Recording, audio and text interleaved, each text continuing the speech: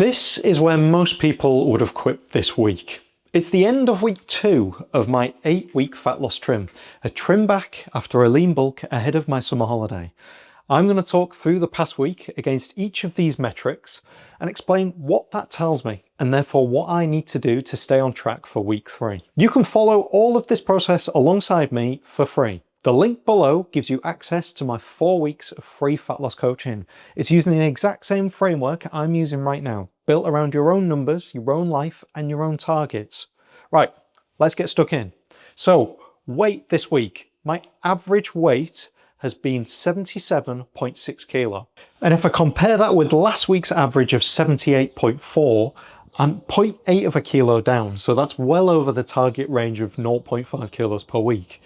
Now, that rate is going to stabilize as the weeks go on, but this tells me right now that I can already stay at the calories that I'm at. Speaking of which, for this past week, I've had a target of 2,300 calories. This has not changed since the start.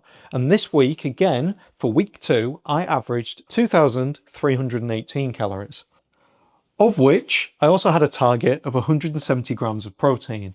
And I've hit this week an average of 170 grams. So I've absolutely nailed that. Spot on.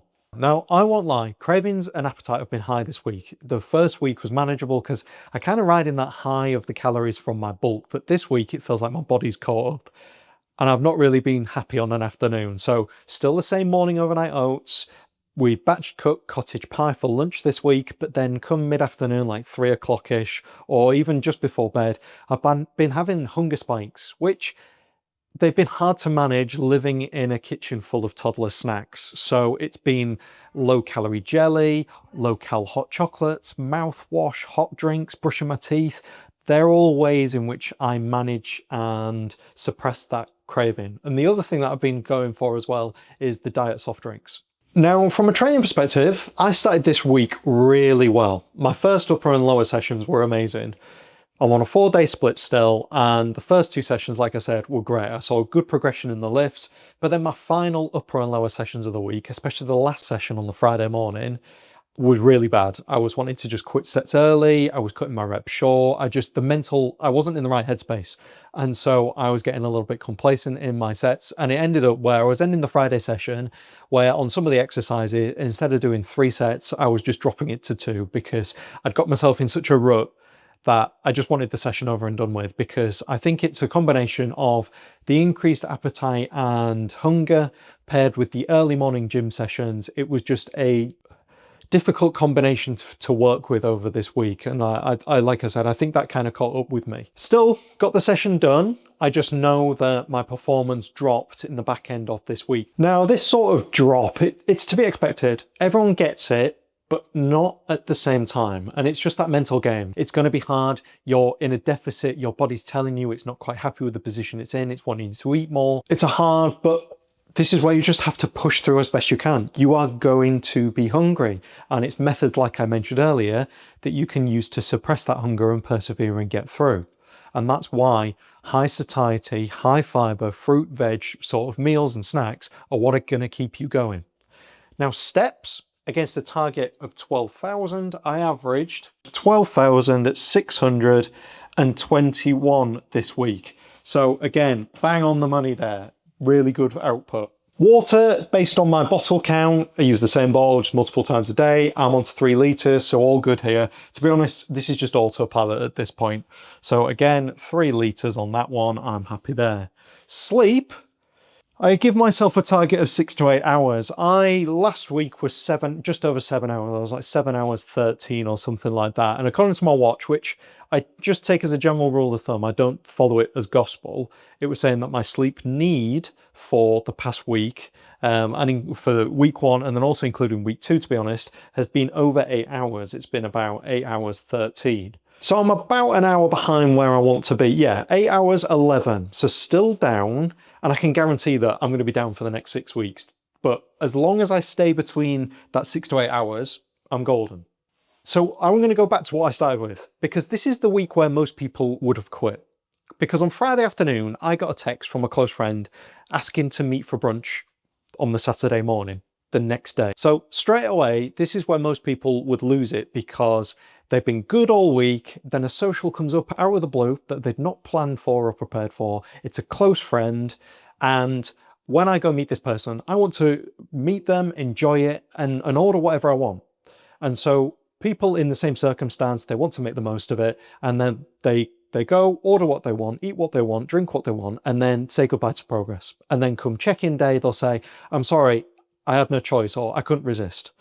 And in my circumstance, having less than a day's notice made things harder. But this is how I managed it. We picked where we would go in advance. I then looked at the menu of the coffee shop, and on the Friday, I then decided what I would have. And I logged the core ingredients onto my calorie tracker to give me a rough estimate as to what the calories in that meal would be. I'm not talking every drop of oil, but in Turkish eggs, it was the core things. So it was the sourdough bread, it was the eggs, it was a little bit of the mayonnaise, it was the hummus.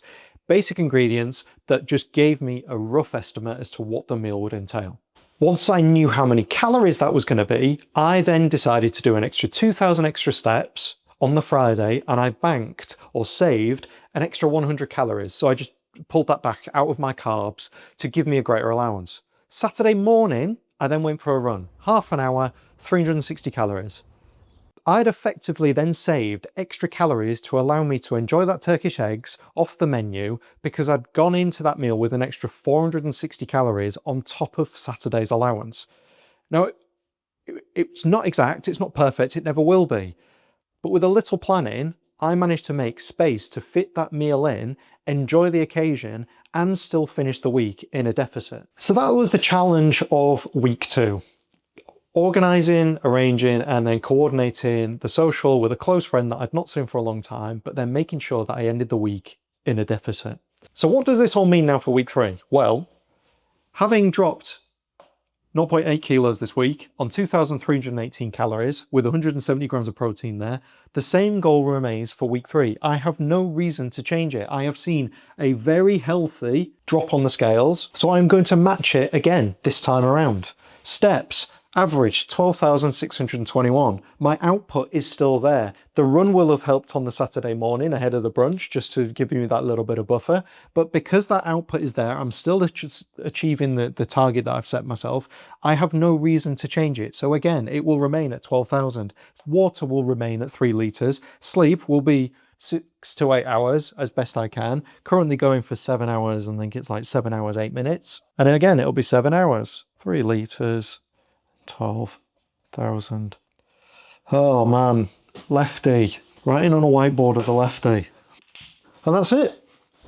So these are the targets for week 3. 2,300 calories, again, with 170 grams of protein, which is 2.2 grams per kilo of body weight. 12,000 steps on a daily average. Water, 3 litres per day. Sleep, 7 hours. In my case, try and match that and maintain that consistency. No socials in the calendar, nothing planned, nothing different. And let's see what it brings, because if I look back on this past week, the thing that kept me going when the cravings were high and the Friday sessions were falling apart, it wasn't the knowledge, because I've done a cut like this before. It was the fact that I had someone to report to, and that's you, through these check-ins. The knowledge that I have to stand here next week and tell you on camera what exactly has happened, the good and the bad, is what is keeping me on point. Because without that, I just have a voice in my head. And when the cravings are high and the sessions are bad, and then I get a text from a close mate that asks for a catch up, the voice gets very loud very quickly. So this isn't a knowledge problem. You know you should be eating. You know you should be hitting your steps. You know what a good week looks like. It's the accountability. That is the missing piece. It's the feeling that someone is watching, expecting that result from you and expecting the best from you. Someone who actually wants you to succeed. That's what's making me show up. And that's what these 4 weeks of free fat loss coaching gives you. It's the process, it's the targets, it's the structure to follow. It's the same process I'm following right now. Knowing that I have another 5, potentially 6 more weeks of doing this for you and for myself is what's making me show up. And that's the difference. So if you want that accountability through coaching, then sign up below and I'll see you on the inside. Thank you so much for watching, and I'll see you next week.